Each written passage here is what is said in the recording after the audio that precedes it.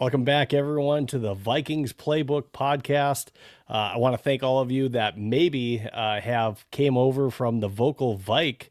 I was just on with Rap, and we did a show at 7 p.m. Central Time. So kind of a double header tonight for the Vikings Playbook, myself, and have an exciting show for you tonight. A lot to talk about, and to join me with the Vikings Playbook Podcast, we have a special guest, Ryno from the Vikings Uncensored podcast. You can follow Ryno on social media at Vikings Uncensored, and on YouTube it's Vikings Uncensored, and then also on Facebook, go ahead, just put in your search bar Vikings Uncensored. You should be able to bring them up as well. So exciting show for you guys tonight. Again, having Ryno on tonight, the different things we're going to be talking about. We'll touch on the Kwesi GM firing, of course. That's the hottest topic going right now. Rob B and KOC in charge. We'll talk about the NFL Hall of Fame Pro Bowl voting. Justin Jefferson had some interesting comments that, I think some we'll talk about. Maybe is that getting blown out of proportion? And then just where is JJ McCarthy in this whole thing after the Kwesi GM firing, and where does he stand going into next season? So these are all things that we're going to talk about. With no further ado, I'm going to go ahead and welcome onto the stage Ryno from the Vikings Uncensored podcast. Ryno, how we doing tonight? Doing good. It's been an interesting couple of days if you're Vikings fans. We had, the big firing yesterday, and then hired a bunch of position coaches today too. So absolutely, that Vikings horn, it's sounding for different reasons, and that's obviously we have a lot going on, firing, things that we'll talk about. But before we get into that, tell us about the Vikings Uncensored podcast, when you guys are doing pods, and if there's anywhere else we need to find you or anything else we need to know. All right. Yeah, you had all the socials up there. That's where we have our main presence for our Twitter, Facebook, and YouTube. So you can find us on all of those. Shows typically either Friday nights, Saturday nights around 9 p.m.-ish.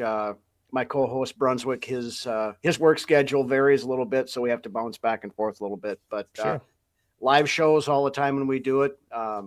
We kind of pride ourselves on being interactive with the viewers, taking comments, questions.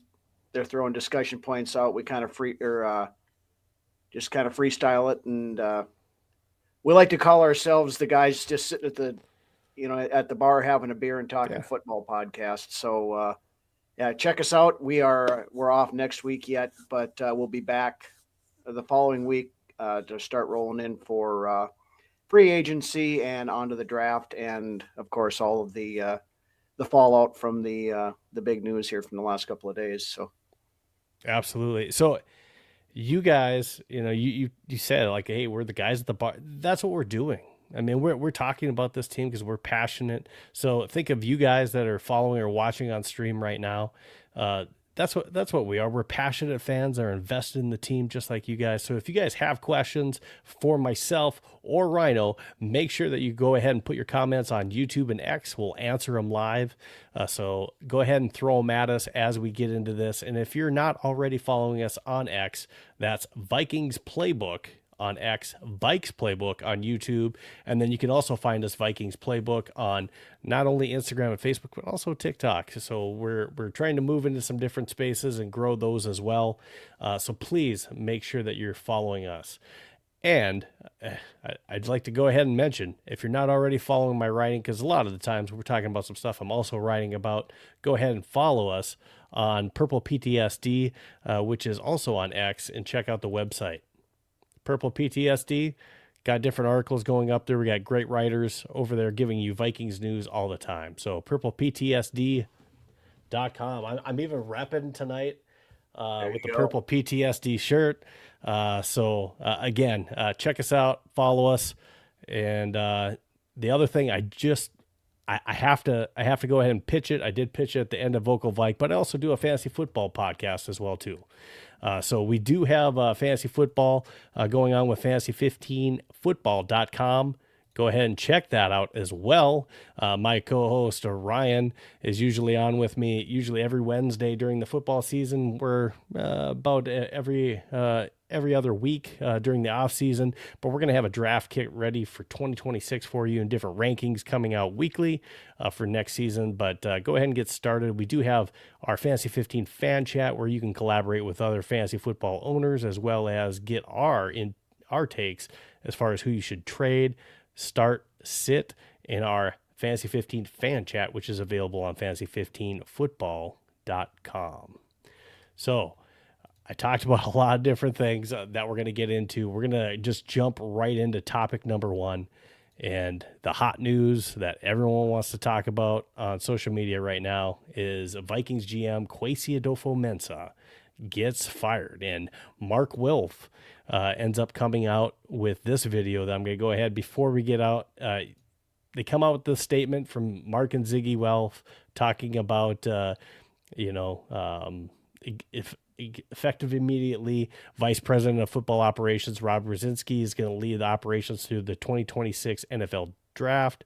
So they talk about his credibility, but again, they say that it's in their best interest of the team to move forward with new leadership for their football operations. And again, here's some quick live video from Mark Wilf.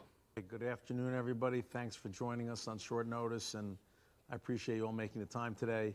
On behalf of our ownership, I want to express our appreciation for Kwesi and for the time and effort he put into this role. These are never easy decisions because you're impacting a person and a family and someone we care about.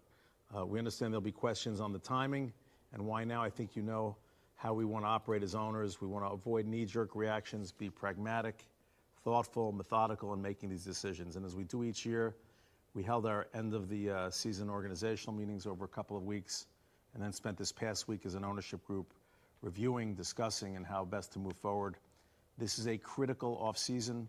Ultimately, we felt the change was necessary in football operations and did not feel comfortable going forward into this off-season with the current leadership. It's not about any one decision or move. We looked at the situation cumulatively. We just didn't feel confident going through the entirety of the offseason, an additional draft, and free agency with this structure. We have an urgency to create a winning football team and establish sustainable success for our fans. At the same time, we balance that urgency with all decisions thoroughly and methodically. Winning football, that's what drives all our decision making, and it is the core of all our efforts every single day. We have incredible fans. They deserve a winning team and a team that contend deep into the playoffs and win championships.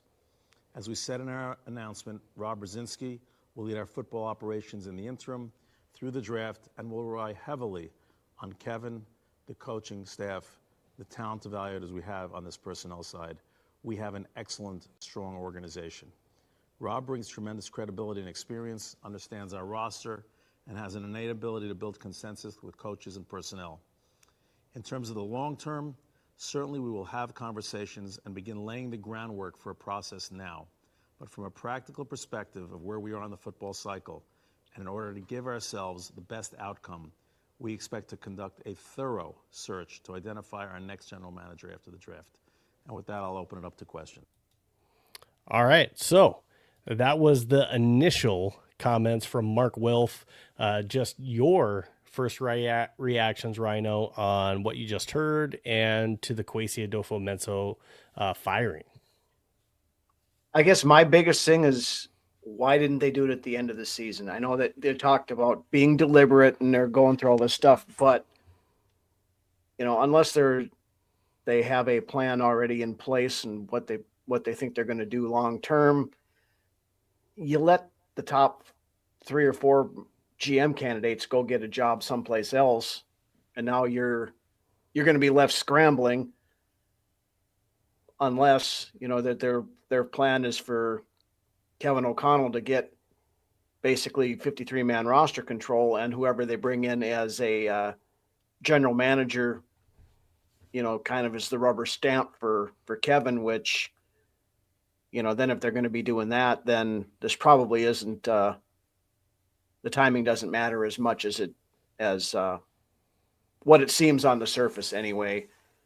But it was just kind of awkward, I think, because Kwesi was down at Mobile for the Senior Bowl practice all week, and Bingo. then Friday morning you come to find out that when he gets back to TCO Performance Center, his key card didn't work in the lock, basically.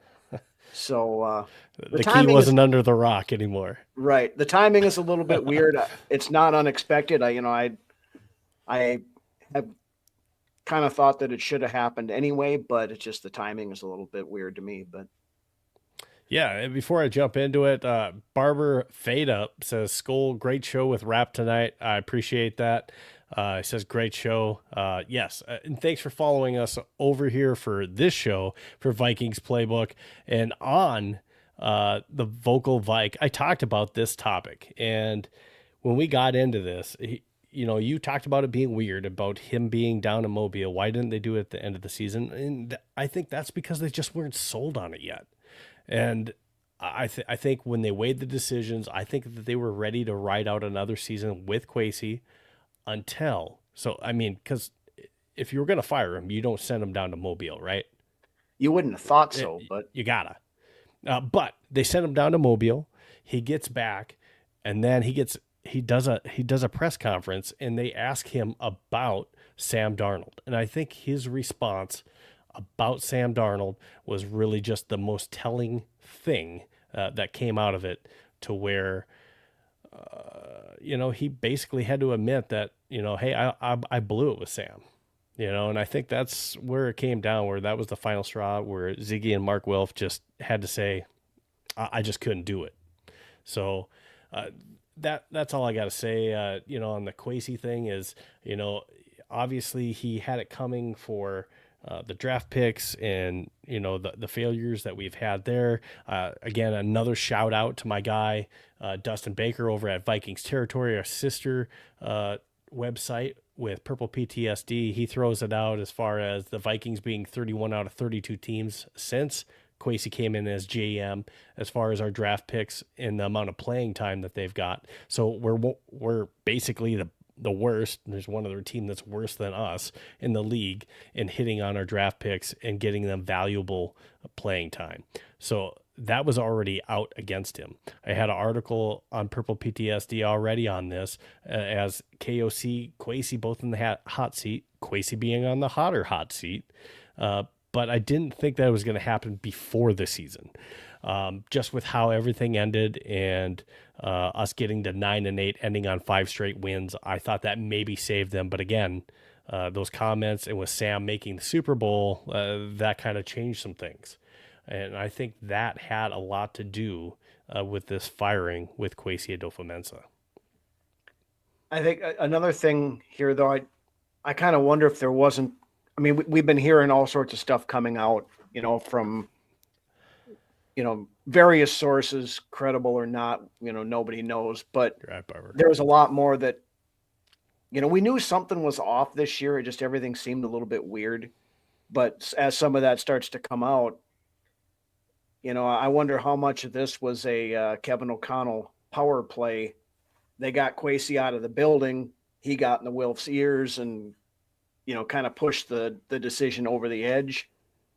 I heard something interesting today that on the Brian Flores front, that part of the reason that he didn't sign a contract earlier than he did may have been because he wasn't sold on the leadership of the team with Kwesi.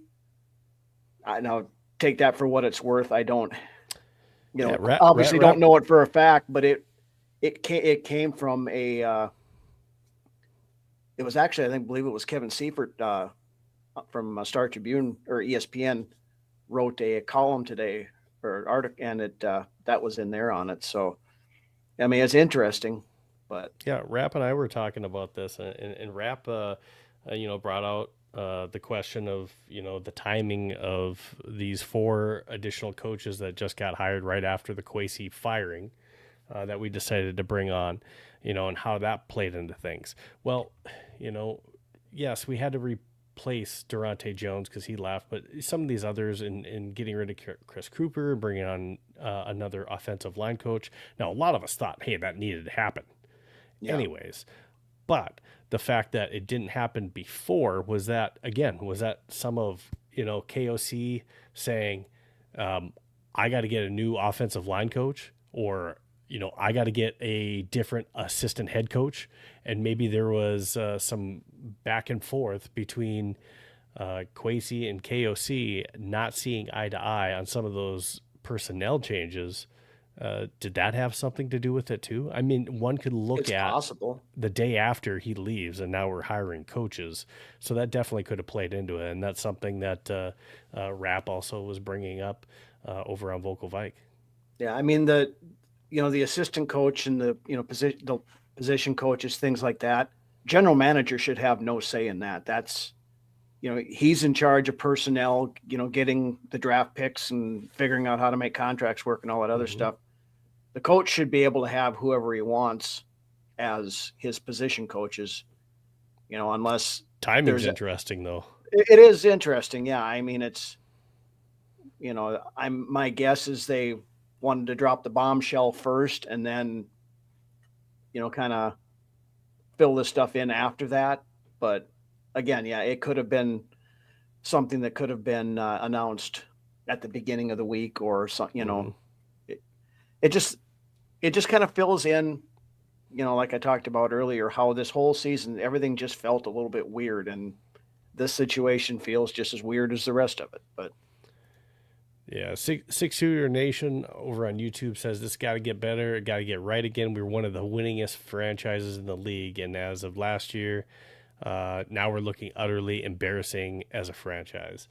Yeah, I mean, last year was a mess. It wasn't just injuries on the offensive line. It wasn't just the fact that we couldn't get Andrew Van Ginkel healthy. It wasn't the fact that we couldn't get Jordan Addison on the field right away because of legal issues.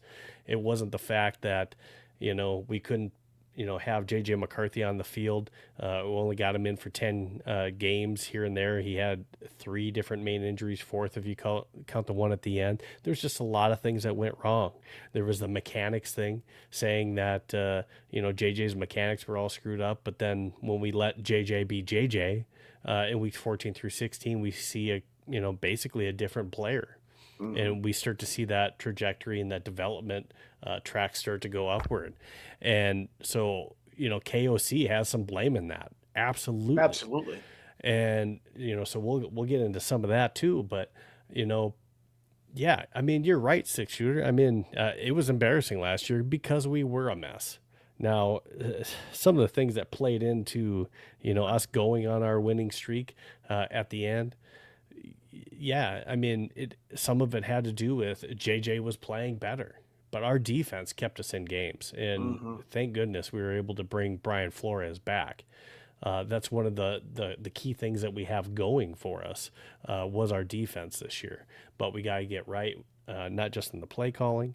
We got to continue to get JJ McCarthy going in the right direction. And we got to be able to fix whatever was going on with that offensive line last year to make sure that we can keep our quarterback upright and that we can get our run game going as well. So absolutely, Six Shooter. Thank you for that. Appreciate that. Yeah, so Kwesi, he gets fired.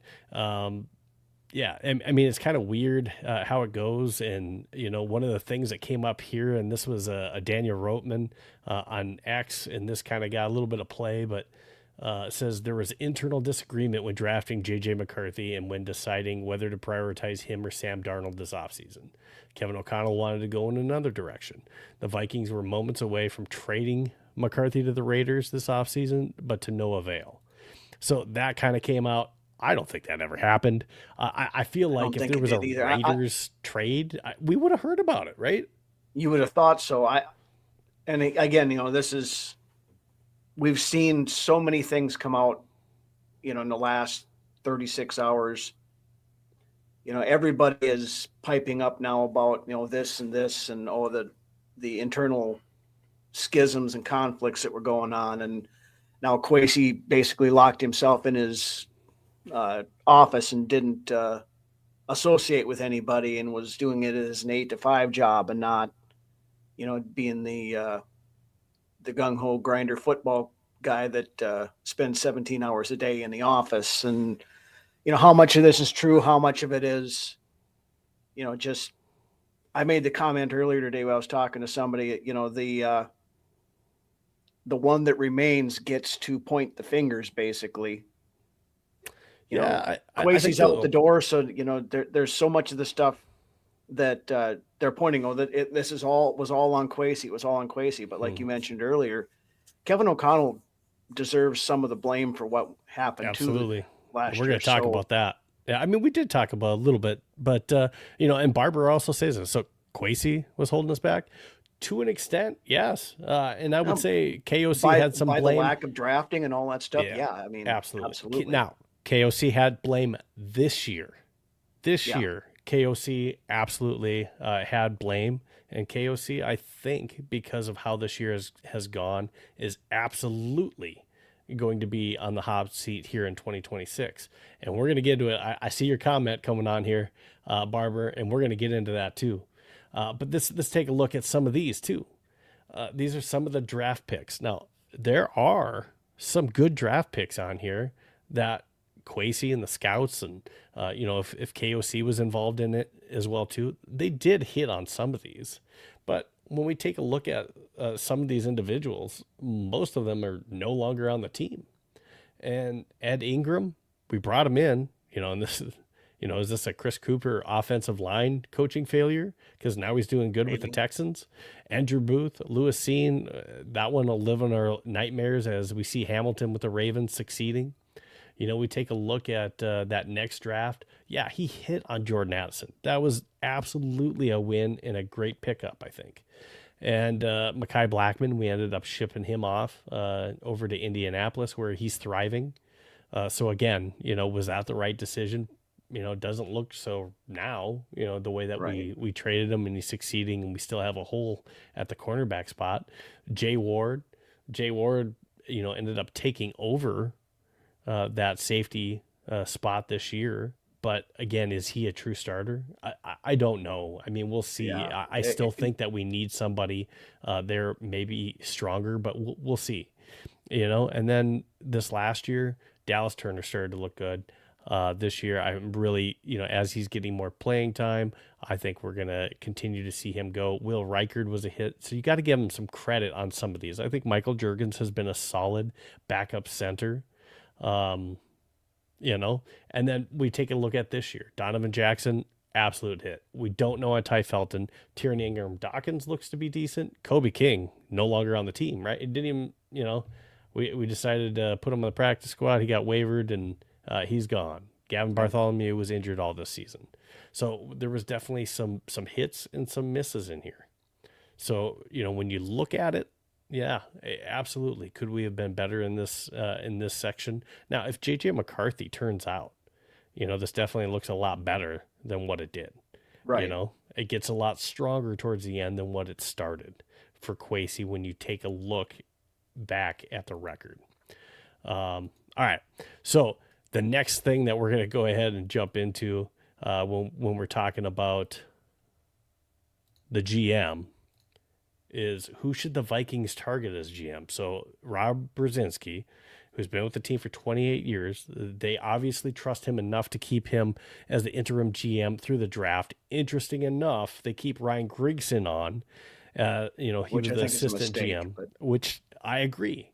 It's weird that he's still on here. We're going to hire a different GM. If he was GM worthy, you would think as an assistant GM, he would be able to step up in this GM role in the interim as we look for a new one after the draft, as they mentioned. But I think some of this is, Rob Brzezinski is a really good, not just a money guy, but he's the executive vice president of operations. Yes, he's been pigeonholed as the money guy, but I think he can do a lot of other things too. And I think this is possibly an interview, if you will, in action to see how he does. And I think, Mark said that there will be extensive interviews. I don't doubt that will still probably happen. It'll be interesting once that does happen is Rob Brzezinski one of the names that's mentioned that's going to get a shot as GM? So I do think that he deserves a shot, and he's going to get it initially through this draft process. You know, there's a lot of rumors that the Vikings are going to try to go back to that old school football guy instead of an analytics type guy like Kwesi. Now, that's not Rob, but that doesn't mean that they can't bring in an assistant GM that is that football guy. With with KOC also having maybe a little bit more say and impact in those draft picks, which I also think puts him in another hot seat position. Are you helping to the positive in that role as well? Thoughts? Yeah, I mean, it's, Rob Brzezinski's been with the team since I think it was 1999. He came on board, so he's been here forever. And he's had the opportunity to go other places. People have thrown wild offers at him, because of his reputation as being that cap wizard, and he's chosen to stay here, which is, says something about him. I've heard conflicting things of whether or not he actually wants to be a general manager or if he's happy just being in the position that he's in. But one thing that, I did glean from Mark Wilf's press conference yesterday was, that Kevin O'Connell will have input in hiring the next GM. Because you look at general manager hirings around the league all the time. If the head coach is already in there and they bring in a new general manager, he's not that guy's coach, so automatically gets on the hot seat, which is kind of why I think, to a point I brought up earlier about Kevin O'Connell probably having more control over the 53-man roster, and then just having a general manager that basically is on the same level, and he's not Kevin's boss. And there's a few guys out there that I think fit that bill. If they give it to Brzezinski, he would fit that bill, I think. But I think the name that a guy really should be taking a look at is John McKay, the assistant general manager with the Rams. I've heard that name come up as well. He was there when Kevin was there, and it's, I like to call it the KOC clubhouse. It seems like he hires all of his buddies, and doing something like bringing McKay in here probably would eliminate that, new GM. That Kevin's not my guy, so I'm going to want to look for a different coach down the road here. I think that there's a lot of stars aligning towards that, I think, and I would not be surprised at all that that's the way it ends up. And there's other guys out there that I think would be, if you want to go to the old school football guys, I really like Ed Dodds, the assistant GM in Indianapolis. He was my choice before Kwesi got the job here. A lot of those individuals that interviewed last time already have GM positions elsewhere, or are assistant GM somewhere else. There's a few of them that don't have GM positions now that we interviewed last time. So that name's a little bit more bare from, we can't just recycle the names from the last time. Right. And his name escapes me right now. I did some research on it. The assistant general manager for the Seahawks right now too is a name that, and like I said, I'm drawing a blank at the moment, but he's worked under John Schneider since 2013.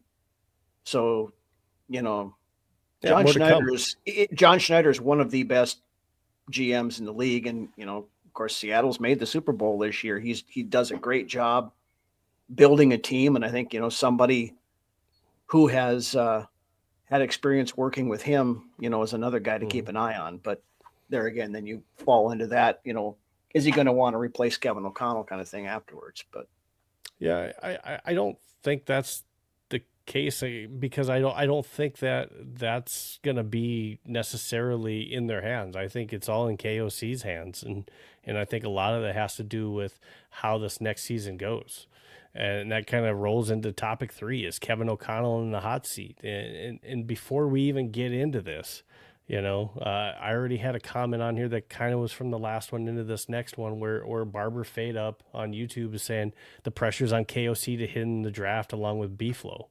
And you're absolutely right, Barber. I mean, there's going to be more pressure, not just with some of the stuff that we had issues in 2025 with play calling, with the development of JJ McCarthy for KOC, but also we know now that he's going to have more input on this draft, along with Rob B.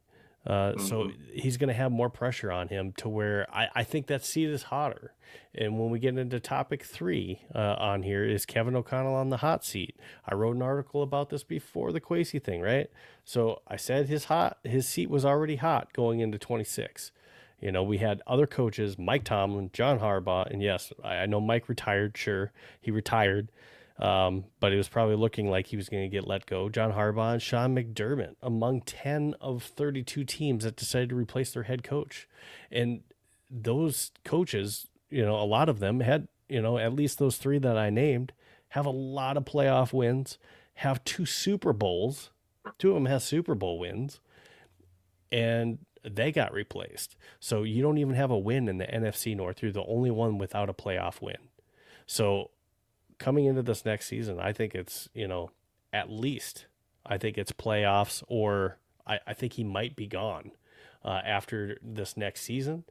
And I do think he doesn't have to win that playoff game, even though I think that is definitely a big thing.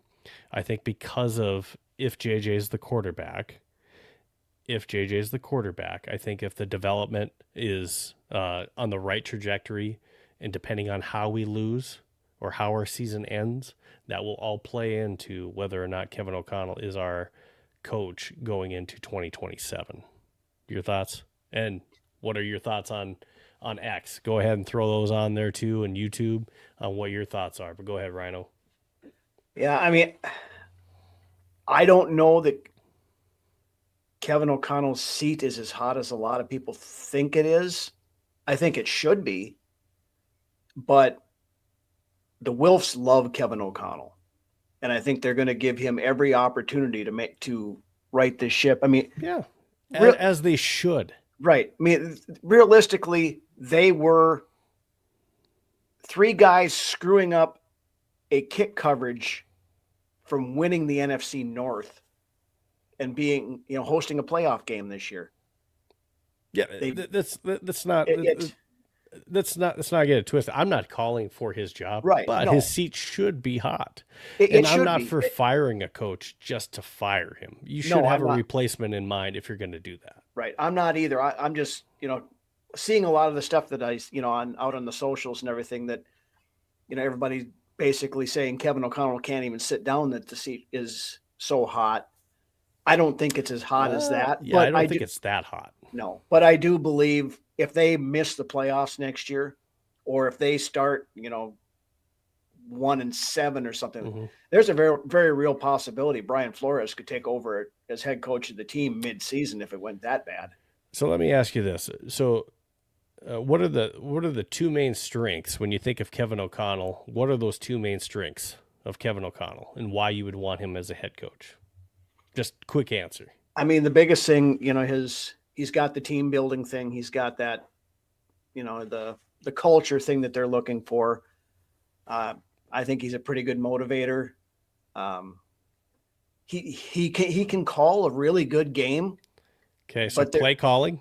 We wanted him for the offensive play calling. Yeah, play calling is a plus and a minus, because as we've all seen, he can outsmart himself sometimes out there, get a little too cute. And so this is my point, and then the second one, and you talked about the culture thing, and, culture is great if you're winning, right? Right. Culture stinks no matter where you're at if you're losing. And that second one was quarterback, right? Developing a quarterback, or being that quarterback whisperer, right? So this year we had problems with developing JJ and him trying to put him in a box as far as what he wasn't, right? We were trying to fix his mechanics and turn JJ into what he's not. And then finally, and props to Kevin O'Connell to simplifying, or whatever we want to call it, letting JJ be JJ. And my analogy that I had with rap earlier was the movie Glory Road. Okay, so if you haven't seen it, it's it's a girls basketball coach that ends up going to Texas Western, and he goes to Texas Western, and he ends up recruiting a bunch of black players, African American players, to come in, and he's one of the first coaches to do it, right? So he ends up leading this team, and they get to the playoffs, and they get to the national championship. They end up winning it all, but on their way there, because the coach is trying to put them in a box, they started having some struggles, and there was a lot of other stuff going on there too. But he was trying to make them play a way that they have, that they're not at their best, and and the point guard, and I'm forgetting names right now, but he says, "Coach, if you let us play our game, we'll win." And I feel like that's the same thing here. That coach let them play their game, and they played a lot better, and they ended up winning it, right? Historic. I think it's the same way with JJ McCarthy that we saw finally, Coach, let me play my game. Weeks 14 through 16, we got to see some of JJ's game, and we liked it. Yeah, we liked it. We started to see, hey, there might be something here, and we have to see more of that. But that's one of the things where, so how good is he at developing? And we'll see this year. Do we develop more? I would hope so, but we'll see. And then again, that second one, play calling, we had some issues with play calling where he was getting called out several times early and towards the middle of the season, especially for running the ball or lack of thereof. Well, and that's the ball in key situations. Yeah, and that's one of my knocks that I have on Kevin O'Connell is, he's got it in his mind that I likened it to Brad Childress. I called him Brad Childress with a better personality mid-season when we were having, those issues. It's, he has it in his mind. This is my offense. This is how it's going to run. And this is how, we're going to make everybody fit into that to make it work. When, you're putting the square pegs in the round hole kind of thing. And then I look at that, and it's in the big picture, nobody cares what your offensive scheme is as long as you win games. You can run the ball 40 times and win a game, or you can throw it 40 times for 400 yards and win a game. At the end of the day, all that matters is you won that game. The adjustments and stuff off of that, his preconceived notion on it, he seems a little hesitant to do that. But then you look back at when Brian Flores got hired as a defensive coordinator, and they asked him, are you going to run a 4-3? Are you going to run a 3-4? What is your scheme going to be? He said, it's good. It all depends on who we are playing that week. So you have a kind of two different styles there. And I think if Kevin can just, put that ego aside a little bit and realize that he's going to get the credit for the offense if they go out and win, whether they're, doing, all these deep passes that take long developing, crossing routes and all that other stuff, or they run the short, quick screens and run the ball, and have that complementary offense. So I think if he can realize that, then I think that obviously makes things a whole lot better for him. Yeah. So, just going back to the question though, is he on the hot seat? Again, those two main things that, he was brought in to do. If we're not doing that well for two seasons in a row, yeah, I think there's definitely a question there. But, that brings us to that question now with post Kwesi Adofo-Mensah, is JJ McCarthy still quarterback one? So we started to hear that, again, going back to, what was said here, again, there's some different rumors saying that there was a disagreement between JJ McCarthy and Sam, blah, blah, blah. And that could have been the thing, is that there was a disagreement because, hey, I think Sam's the right way to go. And there was maybe a cap and building conversation, but I'm not letting KOC off the hook. They were both in on that decision. To say that Kevin O'Connell did not have input on whether or not JJ McCarthy was going to be the guy. Mm-hmm. No, I don't believe that for a second. Yeah. So, I mean, I still think this is where I'm at. I mean, I think we need to ride or die with JJ McCarthy. I don't think that you don't bring in. I think that you do bring in another quarterback. I don't, unless there's a quarterback, and I mentioned this on Rap Show, but you know, because I've been a big time hater, not on Joe Burrow. I've been a big time hater on the possibility of Joe Burrow this year. I've been a big hater on that. It's just not happened. Doesn't make sense for the Bengals. But unless there was somebody like that, I mean, there's not a list of quarterbacks out there that are going to come in and be an elite type quarterback out there. We're in cap trouble. We're in cap trouble too. So there's no quarterback that's just out there that we can make a trade and that we can pay that's going to be an elite top quarterback and still fill the holes that we need to. So I just don't think that that's out there right now for us to where that there's somebody that's gettable that's like that. So I think our best play right now is to, that's because we saw something in weeks 14 through 17, right? Mm-hmm. 14 through 16. So let's see what we actually have in JJ McCarthy. Let's get healthy on the offensive line. Let's get JJ healthy coming into the season. We know that putting him in a box to what he isn't doesn't work. So let's work on the things that he does do great and try to see if we can make him a really good quarterback this year. And if we don't, we're going to end up with high draft picks. We're going to be able to go out and know that we have to go get a guy if that's the case. That's just kind of where I'm at with JJ McCarthy. At some point, this organization, this fan base has to be willing to accept that we're going to have to go through some growing pains on either developing a quarterback or seeing if we can hit on one. And yes, I know we did with Christian Ponder and we missed, right? Teddy Bridgewater, that was a different deal, got hurt. But if we don't go through the growing pains like the Bears did with Caleb Williams, I'm not saying Caleb Williams is still going to turn out to be the best thing ever, but the very first season they were calling for a backup and for a change, and that he might be a bust. And now this year they're in the playoffs, they're singing a different story. So just let's see what kind of growth we can get. We didn't even get a full season. We got 10 games. It was very sporadic. It was hard to get consistency going through several weeks. So let's see if we can get that. But if he can't stay healthy and we can't continue on that positive trajectory, we got to go in a different direction. Absolutely. I mean, my big concern with JJ McCarthy is he going to be good? I think the tools are there and I think he can be good. It's can he stay on the field? And that what you mentioned. But there really isn't, you start hearing the names. Okay. Sounds like Kirk Cousins is going to get released by Atlanta. Do they bring him back in?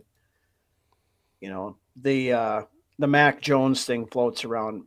Mac Jones isn't going to get you to the Super Bowl. Mac Jones is going to get you, 11 wins and you're going to, the wild card round. Maybe, but maybe 11. I mean, but say it to yourself. I told Rap the same thing. Say it to yourself. Do you say, we're a Mac Jones away? No. So why give up a second round pick if right. that's what they're asking for? And if you do that, you give up a second round pick. Mac Jones is your starter. Yeah. I mean, you're not going to do that. And then he's in the last year of his contract. So do you extend him? He's not coming here to be a backup. No. If you trade for him, he's going to be the starter and McCarthy will sit the bench. And people that want to say Mac Jones isn't better than JJ McCarthy, yes, actually he is. He is better than JJ McCarthy right now. Yeah. Does he have a higher ceiling than JJ McCarthy? No. Do we know if JJ is going to hit that ceiling? No, we don't. But as of right now, today, Mac Jones has more starts, he has more experience, and he has more proven gameplay that we've seen as a winner in the league than JJ McCarthy. And he stays healthy. So, yes, as of today, he is a better quarterback. But does that, again, ask yourself that question. Are we a Mac Jones away? And if the answer is no, why do it? Right. And you're going to have to overpay for him because San Francisco has him under contract. Brock Purdy missed, 8 games this year? If he was a free agent, let's try to bring him in. Well, but if you're having to give up a second round pick, why? No, and this goes back to the Kwesi thing earlier. They could have had Mac Jones, but Kwesi was so sure that Daniel Jones was staying that they didn't have a backup plan for the backup quarterback position. And then when Jones walked out the door, they kind of got caught holding the bag, and then they tried to patch it all together. And that's the thing. Even if JJ McCarthy is the guy this year, you have to have somebody as a backup who is capable of coming in and winning games, because Absolutely. we don't know that you can get 17 games out of JJ McCarthy right now. And mentoring our young quarterback for sure. Right. Norsefius on YouTube says, "Hey Ryno, hey Steve, good one on with Rap tonight. Appreciate you watching. Purple Gang, I appreciate you reposting this stream too and getting the word out on Vikings Playbook. Much appreciated." Norsefius also says JJ will be him. He just needs the time to develop. Mm-hmm. Yeah, I mean, we don't know because we have to see him play. The year that he was injured, that was valuable playing time that he missed, but he also got valuable mental reps. I think that we did see some of that on the field as well too. We need time to see whether or not he is the guy. It's too soon to give up on JJ McCarthy, in my opinion. Yeah, you don't give up on a first-round pick after 10 games. Yeah, that's just where I'm at too. And I'm not glazing JJ McCarthy. No. That's not what it is, but we have to be realistic with the situation we are in with the cap. We have to be realistic with what free agents are available. We have to be realistic that Joe Burrow is not gettable at this stage. Yes, I know that there's trouble with the Cincinnati Bengals, but that was a play and a message to his front office to make some moves to get him some more help. He is not going anywhere unless they do not get him that help and he demands a trade. Other than that, those dreams are that's all they are dreams. Right. Skol Mafia says, you think give Willis a call. What are your thoughts on Joe Milton?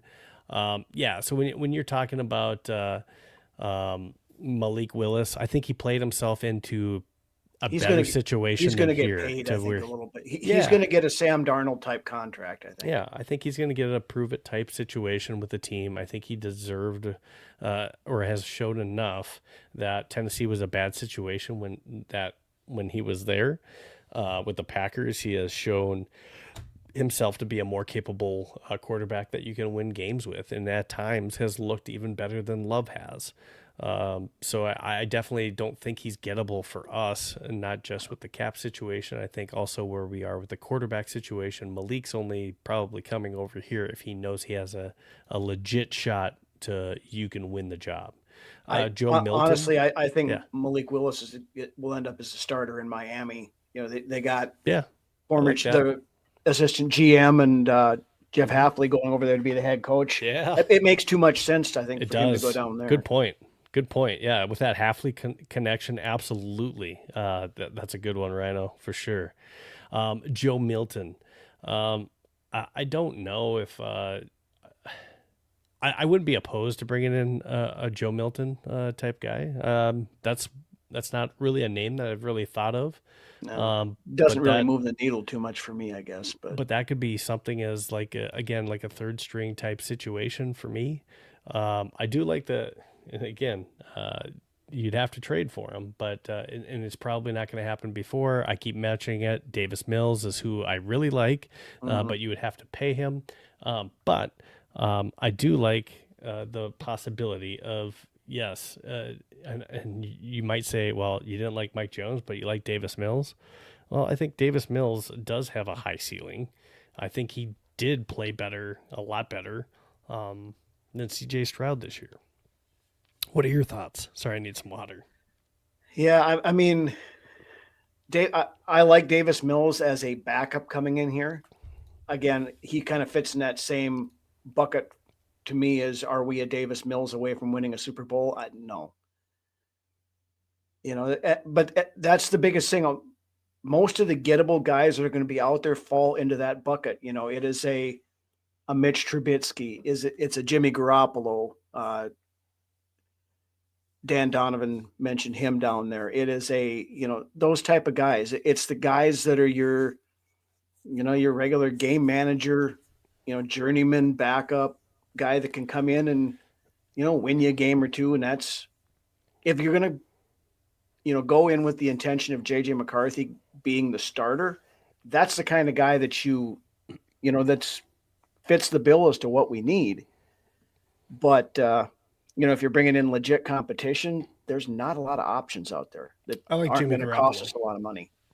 I like Jimmy G. I mentioned Jimmy G with Rap as well, too, is one of the guys I like. Yeah, I'm not against him for that. It didn't work out with the Raiders, but he's a system guy. He plays the same system that he did in San Francisco that he would play here. Mm-hmm. He's also a veteran presence with a mature individual that can help, mentor and lead JJ McCarthy down the right path. I do like that. And I think if JJ were to get hurt, he is a guy that can step in and be ready to play in this system for sure. Skol Mafia says the problem is KOC has to win now and doesn't have time to develop a quarterback anymore. He's on the hot seat. I would argue the other way. If he made, because he would be, especially right now, he's going to have a big say if anyone does come back in here. So if it is somebody to replace JJ McCarthy, if that's the case, there's not a whole lot of stuff that's out there. And then you got to lay in that bed. So the best option for him right now is probably to continue to groom JJ McCarthy and hope that he can develop him into a good quarterback. And at least if he plays and continues on the upward trajectory, like I said, depending on how the season ends, I think he keeps his job. I think he shows that he can develop a quarterback. So I think that's his best choice, because if he says, hey, I want to go with Aaron Rodgers next year, and let's just say that just doesn't work out and it ends up in disaster, whatever it may be. We remember Brett Favre's second season with the Vikings, right? Mm-hmm. He was just done. If it comes in and it's one of those situations, KOC's gone for sure. Yeah. That's the thing. I think he stands a better chance of it, going with McCarthy and trying to, and if he doesn't pan out, 2027 is, as it sits right now, there's probably 8 first-round quarterbacks, 7 or 8 of them. It's shaping up to be a very good quarterback class. If they, throw JJ McCarthy to the side, like you said, and go with an Aaron Rodgers or something like that, and he looks old and wore out and we win 6 games and miss the playoffs there, then you fire everybody at that point in time. Yeah, absolutely. Northfield, says no on Jimmy G. His old teammates said that, he's weak. We'll say he sat out over a nothing so-called injury. That absolutely could be.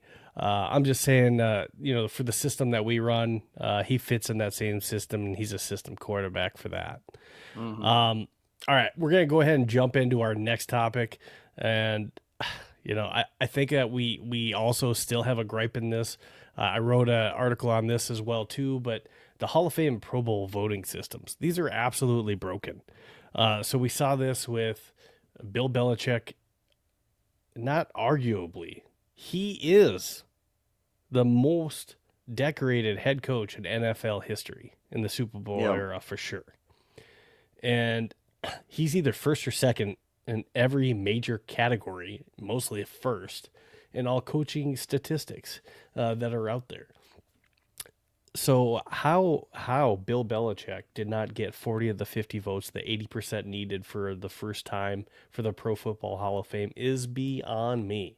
Now, it's vendetta. That's all it was. And in the Pro Football Hall of Fame, because there was a lot of blowback, and so Pro Football Hall of Fame issues a letter and basically says that people on the committee, if they have gone against the bylaws, basically, if someone merits a first time go like a Bill Belichick, where it's a no-brainer, basically, you shouldn't be holding that bias, and that's kind of what some of these things have turned into, is a popularity contest. We saw it happen with, Terrell Owens got on that he should have been a Hall of Famer, so they issued the letter, and Terrell Owens is like, Where was the letter when I was getting snubbed? Chris Carter said the same thing. Yeah. We saw Chris Carter get snubbed when, at the time when Chris was looking to get in the Hall, he's on the, top of the leaderboards. We're absolutely, for catches and touchdowns. Jim Marshall still is not in the Hall. So some of these things, like for the voting and the process for it, I just think that it just needs to be reviewed. The Hall of Fame, some egregious thing. Bill Belichick not getting in, and some of these other individuals that are getting into the Hall. Now, there's probably individuals on there like, I don't know, can't make it the first time. You had some of these guys. Now, Pat McAfee's on talking to all these different voters, and everyone's saying, well, I voted for him. Everyone's saying he voted for him. Well, somebody didn't vote for him. Right. At least 10 of you, right? So nobody wants to own up to it that they didn't vote for Bill Belichick. We go into the Pro Bowl voting system, and, you have this popularity contest that goes in with fan votes and the stuff that's weighed into it. Will Reichert, statistically, he was the better kicker this year. Yeah. Than Brandon. I don't know. I don't know how Will Reichert does not make the Pro Bowl. But he's the All-Pro kicker, right? Yeah. He's a first-team All-Pro. But somehow he is not on the Pro Bowl for the NFC. I mean, realistically, they just need to stop it with the Pro Bowl thing. Make it just a thing like the All-Pro. Here's an award. You were named to a Pro Bowl. It's a joke anymore. I mean, Shadur Sanders is I was just about to bring it up at the Pro Bowl. JJ McCarthy deserved to be there before Shadur Sanders did. I mean, if you look at numbers. Mm-hmm. So I wrote about this as well, too, with Shadur Sanders. So Shadur Sanders, him being selected, as a rookie, largely, entirely had to do with fan voting and popularity in media, trying because they wanted to see him other than his statistics. Well, his statistics weren't good. He didn't even have a positive ratio between his touchdowns and interceptions. He had 7 touchdowns and 10 interceptions. There were much more deserving quarterbacks that could have been asked to come onto the Pro Bowl instead of Shadur Sanders. And the sideshow that they've made it with, and I kind of like to watch some of the skills competition stuff, but the fact that you're not even playing a game anymore and it's not about bringing the best because there's so many opt-outs for the Pro Bowl, it's definitely lost its meaning. Mm-hmm. And that's the thing, when it used to be a game that the players cared about, it used to be, hey, we're getting a trip to Hawaii for, 3-4 days, and you go out there with your family and you hang out in Honolulu for a few days and, have a good old time and you play a game. Now nobody wants to, it got to the point nobody wants to play it, and then you've got, now that you're having it, the week before the Super Bowl, anybody from those 2 Super Bowl teams are all opting out. I mean, that's how Shadur got in there, because Drake may opt out because he has to, another game to get ready for. But it's, just the whole thing. I don't know how much longer they can run it like this. I mean, the NFL is all about making money and squeezing every ounce of blood out of that turnip, but I don't know really anybody that would sit down and watch the entire thing. Yeah, you might flip through and watch a little bit of it, but I mean, all things being equal, I watched the Senior Bowl today, and I'll, tomorrow watch some of that other stuff. I'm not going to watch flag football, what the Pro Bowl has become, I guess.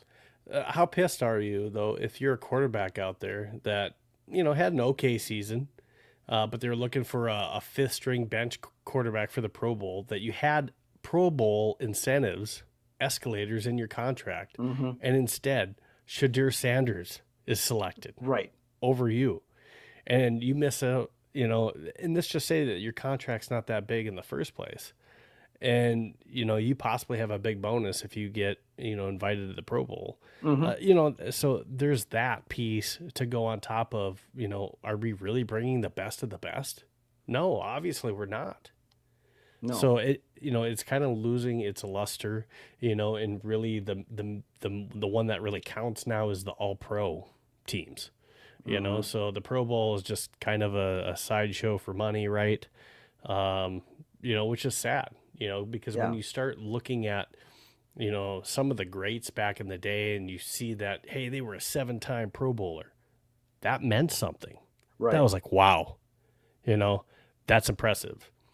Now, fast forward 10 years from now, and we start looking at, X player, and they got selected to 7 Pro Bowls. How are you going to look at that? Yeah, it's like a big You're deal. probably going to look at it what era they were selected to Pro Bowls, right?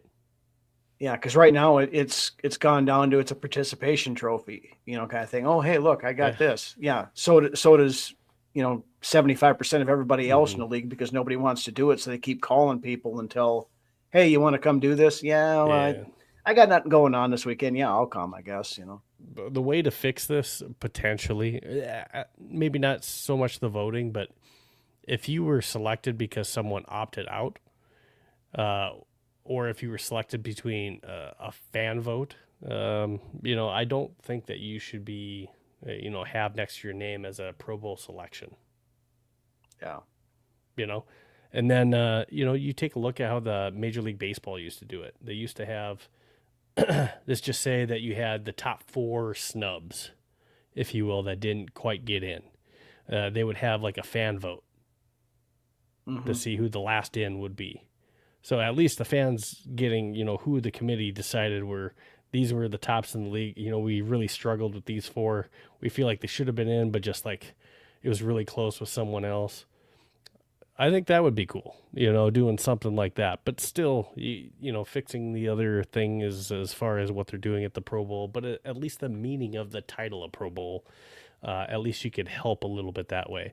Inviting, I'm not saying he can't be a good player, but it becomes a sideshow when you're inviting a player that had the type of season, not the player that had the type of season that Shedeur Sanders had because of the statistical performance.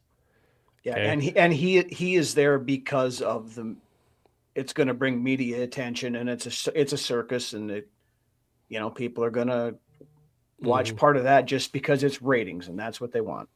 Yeah. Northvia says Bill will get in next year. I think he's talking about Polian. Made it a point to ensure he didn't get in due to Spygate and Deflategate. Yeah, I mean, that could be. I mean, there's obviously some Bill Belichick bias that's going on here for sure. And Northfield also says vote from your peers should hold 80% of the weight. I totally agree with that. And I think he's talking about the Pro Bowl. Absolutely. Absolutely. I agree. As far as the fan vote goes, I think, for once the committees and the players are done, then have a fan vote. Like I said, hey, these are the last 4 or whatever. Well, and the fans can go out there and, if you got some diehard fan of a certain player, they can go out and vote 75 times if they want to.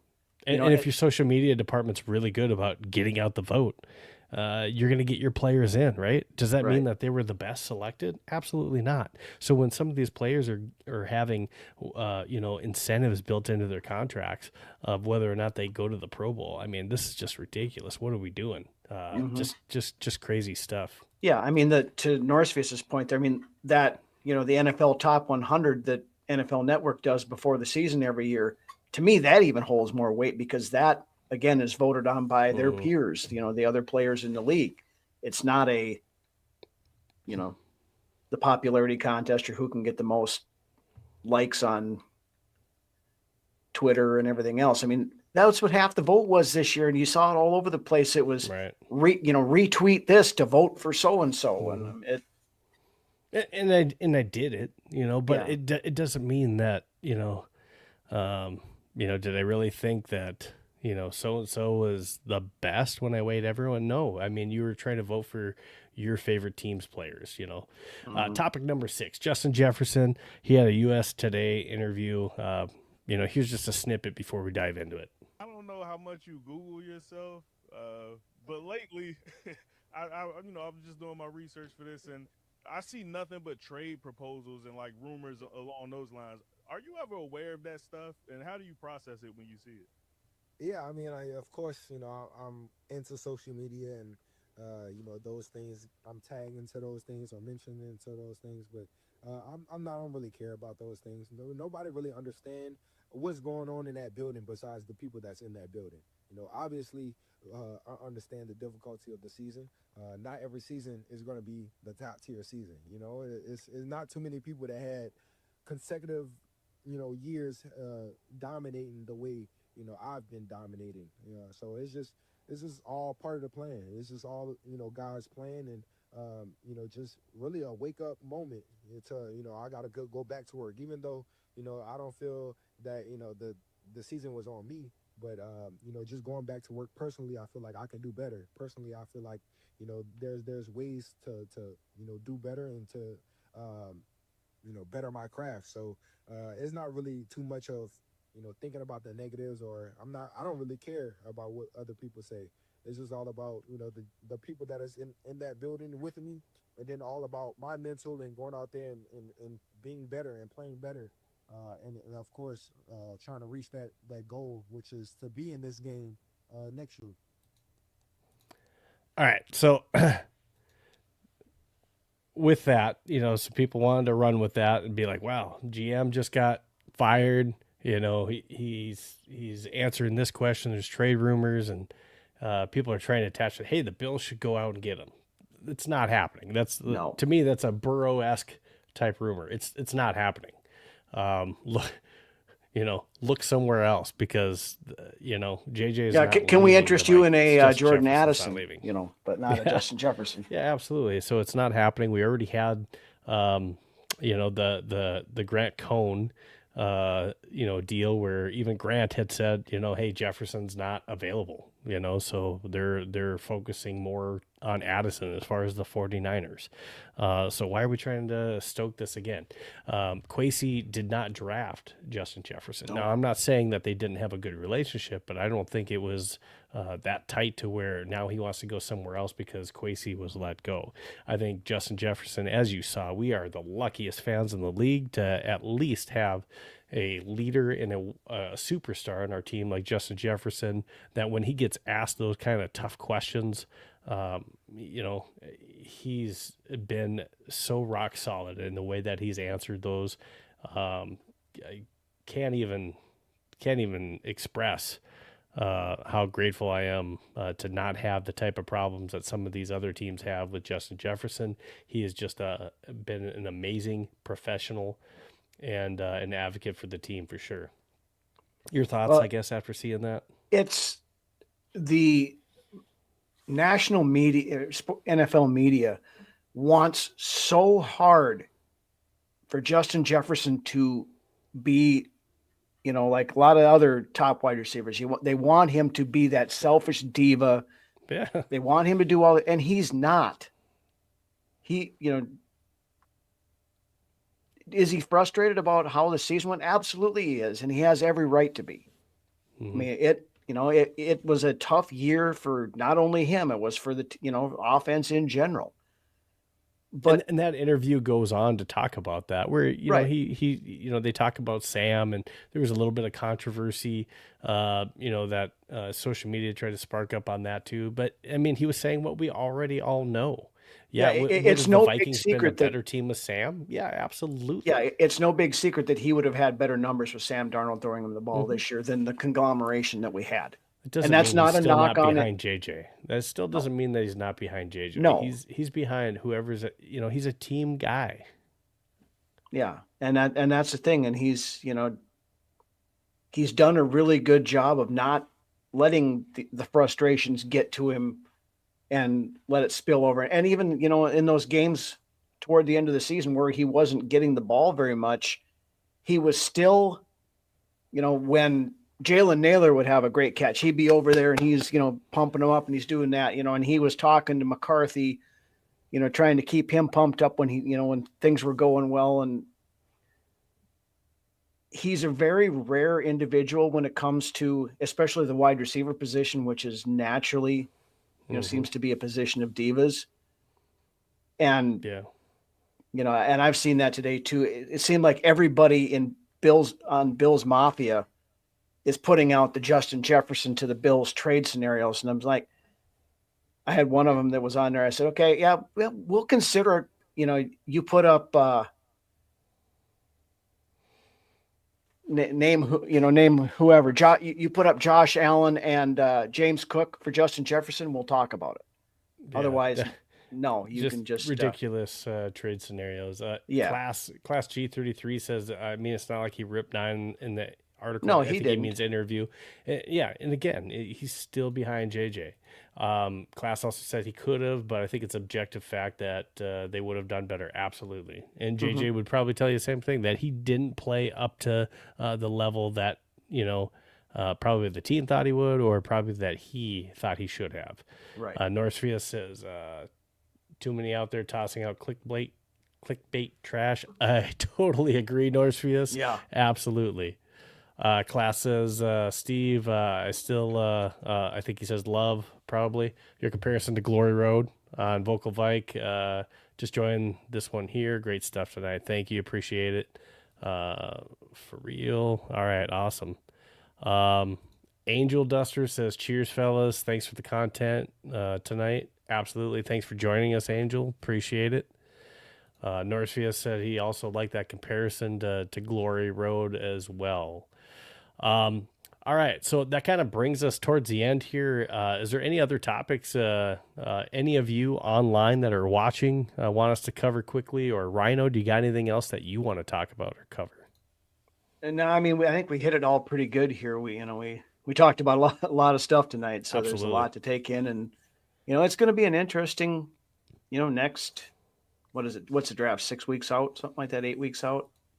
Pretty soon, this man is going to be steering the ship through the draft. Rob Brzezinski. Yep. So, yeah, no, absolutely. Again, those of you that are joining maybe late, I'm joined by Ryno. Ryno also does the Vikings Uncensored podcast. So make sure that you go ahead and follow him on social media. Again, Vikings Uncensored on X. For YouTube and Facebook, you can go ahead and search or at Vikings Uncensored. So thanks again, Ryno, for joining us today. Definitely appreciate it. Also want to make sure that I put in a plug for a couple of things that I'm doing on the side. Make sure you check out some of the stuff that I'm doing on purpleptsd.com. Go ahead and check that out. Again, purpleptsd.com. Go ahead and check that out. Tons of articles out there. For you guys that I don't know why they didn't play right. There we go. purpleptsd.com. Go ahead and check it out. And then also I do the Fantasy 15 podcast for fantasy15football.com. That's something I own and create. And I do that with my co-host Ryan. And I just had Mark Anderson join our staff as well, too, as a writer. So exciting things happening at fantasy15football.com. If you're looking to do fantasy football, please check us out at our website. Check out our Fantasy 15 fan chat, collaborate with other owners, and ask us on sit, start, and trade advice. And then again, we're going to have your 2026 draft kit all ready to go this upcoming season, rankings, and more. Have a few other chants in here, too. Just let JJ play and be him. Class says, I gotta say, if they let 9 go, he's gonna come back and be locked next. KOC, I think, is what he means next year. Northfield says Ryno has a great show. Hey, shout out for Ryno. Norse is one of our OGs over there. So yeah, awesome. we have a good time with the banter back and forth between him and Brunswick and myself over there. So. I just want to thank all of you guys, whether you follow Ryno over at Vikings Uncensored and you joined here tonight. I hope that you also follow here at Vikings Playbook. I hope to have Ryno on again or join you over at Vikings Uncensored as well, too. And then thanks to those of you that also came over here from Vocal Vike tonight. Appreciate that as well. And just if you haven't already, follow us on X and YouTube. Again, it's Vikings Playbook on X. It's Vikes Playbook on YouTube. Thank you so much. Follow us on Facebook, Instagram, and TikTok as well. And Vikings Playbook. Your Sunday starts here. This is all I have for tonight. I appreciate everything. For Ryno and Steve Hoikkala, This has been Vikings Playbook. Skol Vikings. Have a great night and great weekend, Have a everyone. good weekend, everybody.